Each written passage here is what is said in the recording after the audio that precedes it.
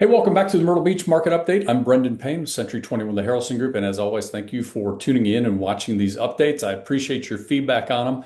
And in light of some of that feedback, I would just want to share kind of the change in format. In the past, I've gone through a lot more data in these, and I got some of the feedback that, you know what, just kind of give us your take. We want to know what are some things to look for, what's going on, just my interpretation of the market. And not so much of the data, because I know there's some people that love to dig into data, and then there's other ones that are like, just give me the summary, what's going on. So in essence, I want to make sure that I respect your time in watching these videos and reading the updates and stuff. So the updates will be more just my take on what my interpretation is in the market to help you understand what's going on, the ins and outs of it. But please understand, if you are that data person, you like to get in and analyze and look at things, I can send you the previous month's details for your zip code, for your area, the area of the MLS that you're in the city, whatever you want, and it can drill down as deep as you want. So just reach out to me if you ever want that. Just reply to this email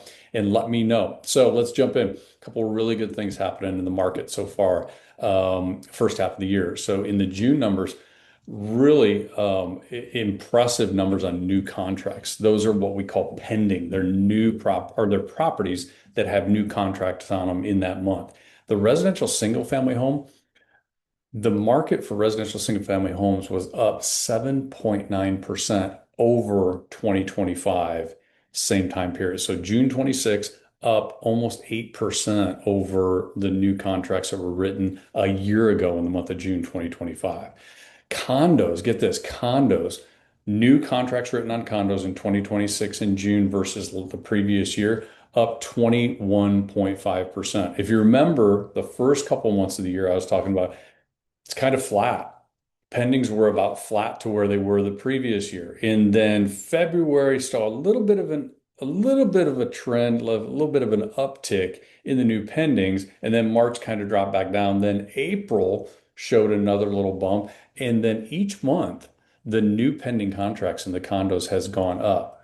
So when people sometimes I hear people still feel like it's not a great market or it's a bad market.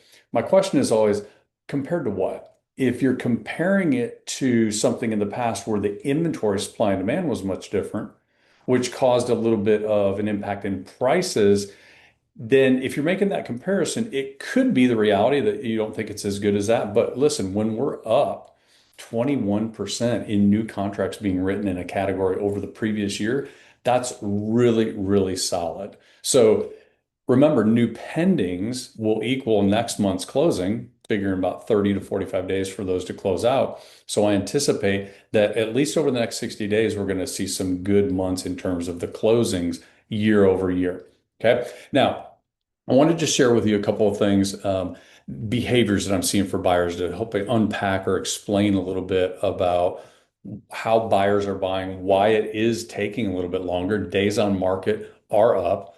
There are more months of supply than we've had in years past. And some of that is due to buyer behavior. If you think about buyers, they're less concerned right now about the market and more concerned just about general uncertainty.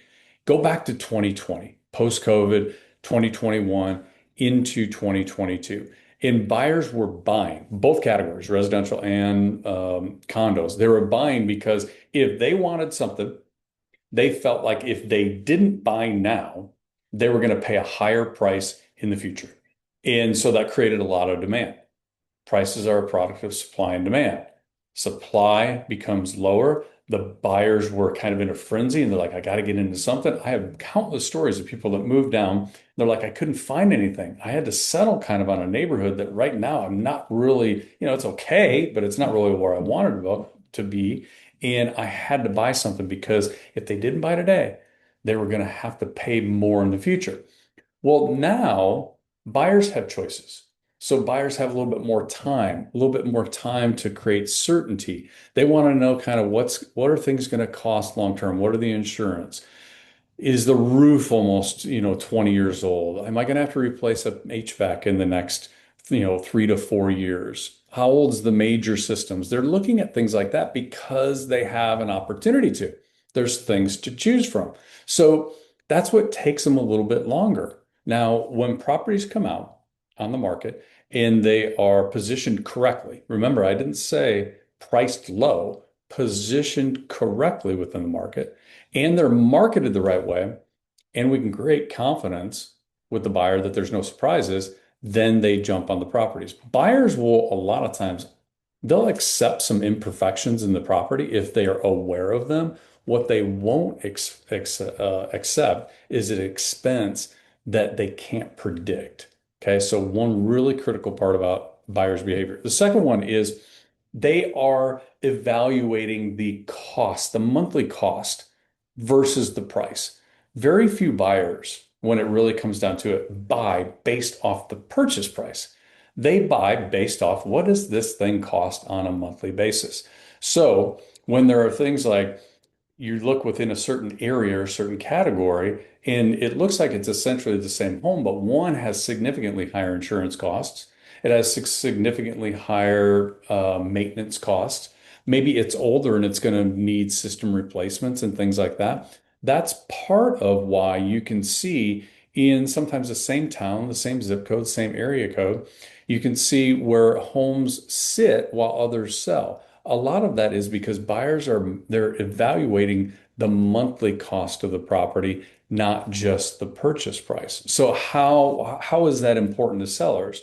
Well, it's important because you have to understand how to market that to the buyer. What makes the insurance cost more? What's different about that property versus its competition? And when they can understand that, then that eliminates the uncertainty of, okay, well, I don't understand why this one's going to cost me more. Well, it's because you're getting more with this property. When you think about the buyer when they actually purchase a property, they don't experience the purchase price on a monthly basis. Like they don't go, oh my gosh, every time, every month comes around with the bills, they don't say, oh, I paid this for the property.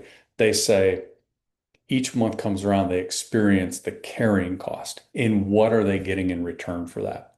Okay. The last point that I'm going to just share with you with on the buyer behavior is the overall market is less important than the competition that you have in your direct area. Meaning, sometimes we talk about the market as if it's this one property, it's worth more or it's worth less. And that's not how our market operates. You've heard me use the term micro markets so many times over the year. And each individual property has where it sits, what it offers, and what the perceived value is of it. And then all the things around it impact that value.